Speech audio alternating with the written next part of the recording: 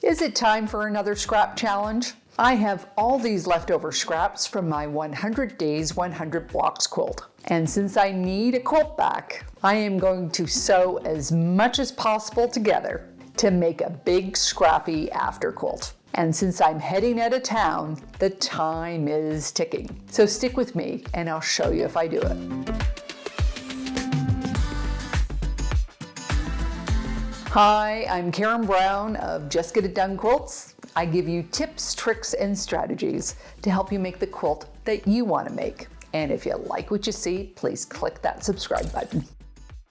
I am on a mission to finish several quilts that are taking up a big chunk of space in my sewing room. And last month, I decided that my 100 Days 100 Blocks quilt from 2021 was next on the list. My first layout I loved, but it didn't really work out well for me with sashing. So it took some time to let it swim around in my head, trying to puzzle it out. But eventually, a new layout did emerge. And though it was a very mentally challenging week trying to get all the blocks to play nicely together, I am pleased at how it turned out.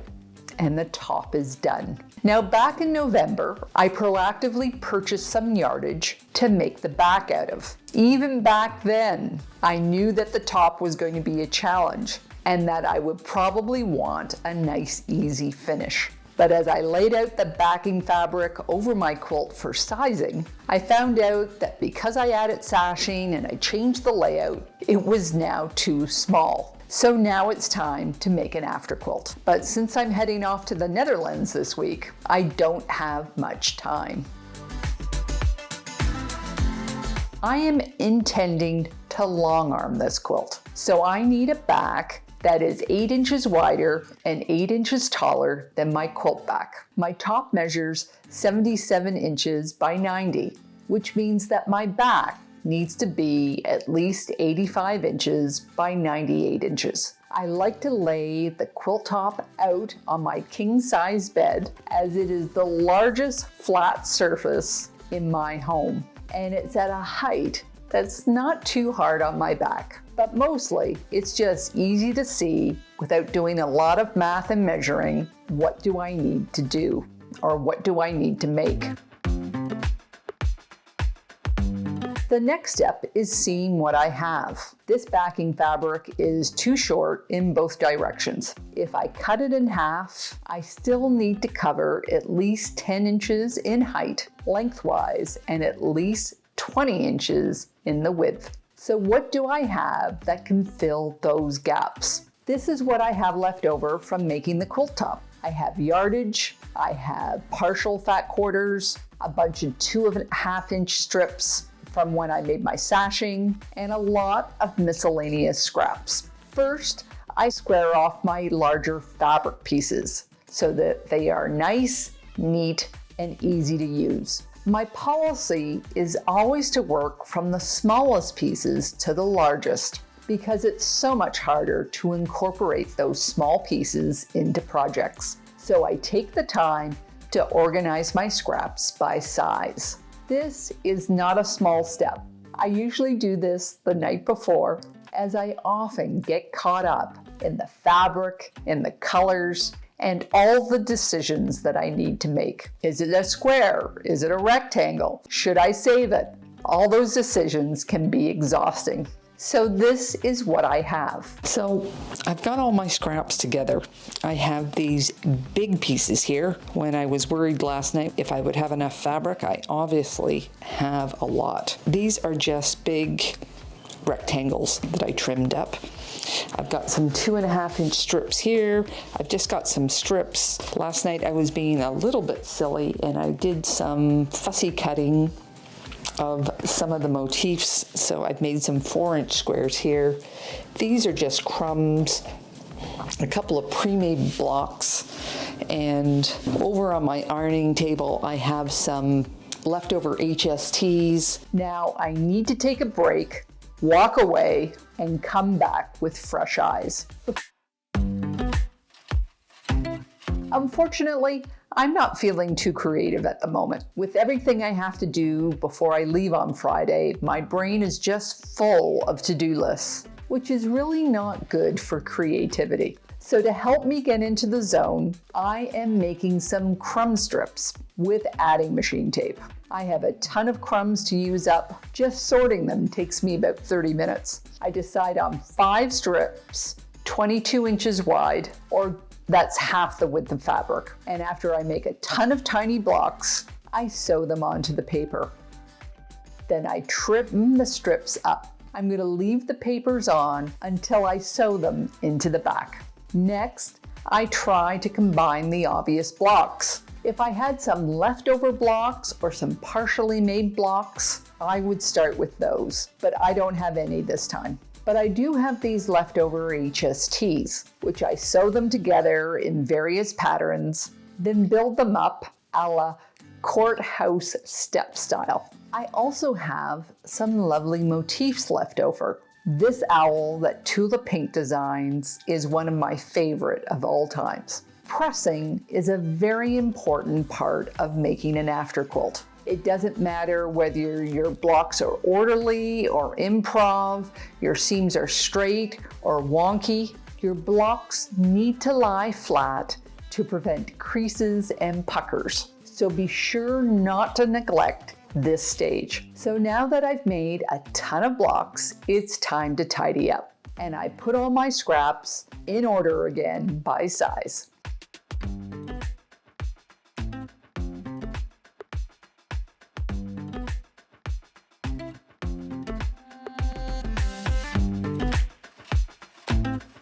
Now I have some blocks made, I need to think about the layout of the afterquilt. From the original purple fabric that I purchased for the back, I want as much of the selvages as possible to be on the top and the bottom of the afterquilt to help keep the back square when I load it onto the long arm. I also do not want my scrap blocks on the side of the afterquilt, as they will be trimmed off after quilting. So based on these parameters, this is what I'm going to do. I have already cut my back piece in half. Then I will cut a half into 3. A narrow gap for my adding machine strips and a big gap for my blocks. And then I will do the opposite placement for the other piece. Across the middle, I will remove the selvages and make a belly band out of any remaining blocks. And I do a quick lie down of the blocks that I've made to see what goes best where. I make my cuts on the backing fabric. Now I am just eyeballing these cuts, not measuring. I sew 2 adding machine strips together, and then I sew them into the back. Now for the bigger gaps. To save myself measuring everything out, what I'm doing is this is the width of fabric, and I have measured, this is 22 inches. And what I'll do is I'll just so I have a visual, I can just mark it with a pin or just use some masking tape. So I'm incorporating my label. These are all these big, beautiful blocks that I made yesterday. I'm just going to do more strip piecing to build up the blocks so that it all fits.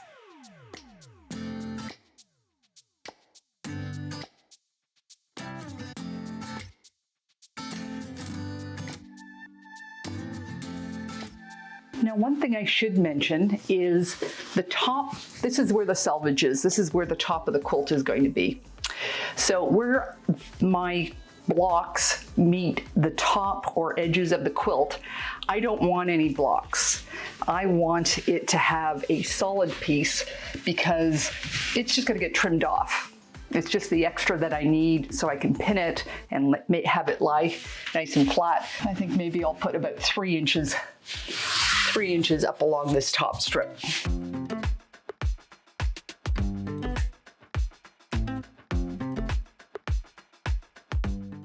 Now, I mentioned before that it's important for the blocks to lie flat. Now, as I sew them together, it's especially important. So I'm making sure to trim the edges square. And it fits perfectly. And I repeat for the space on the bottom.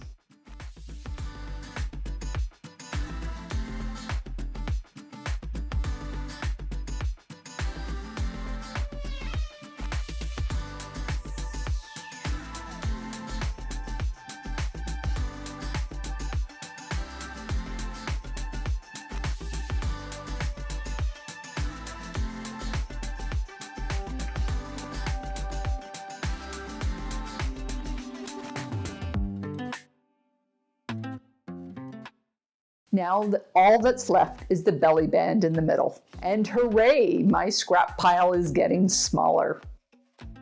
For my belly band, I need all the blocks to be the same height. For a few blocks, I might need to add a strip to the top or the bottom, sometimes both, and I will sew a strip in between the blocks as well. And I put a solid piece at both ends of the strip. Then I sew it to the top piece, and then I sew it to the bottom piece. And the back is done. I load it onto the long arm, and I am so pleased with how flat it is. I've chosen a pantograph with a dense pattern because there are a lot of small pieces both on the top and on the back. I don't want to admit how late it was when I actually finished, and I am so glad that I have my binding pre-made and the label done. There are so many memories in this quilt. When I started, we were just beginning to drag ourselves out of quarantine. I remember pulling the fabric for this quilt.